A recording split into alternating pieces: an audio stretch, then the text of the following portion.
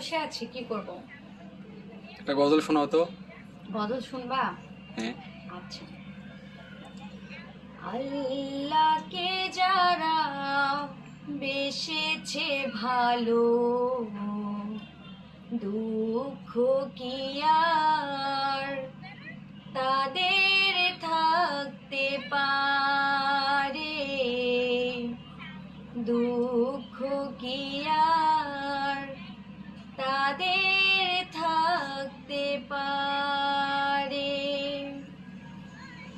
যারা লয়েছে মুখে কুরআনের বাণী, লয়েছে মুখে কুরআনের বাণী, হতাশা কি আর তাদের থাকতে পারে?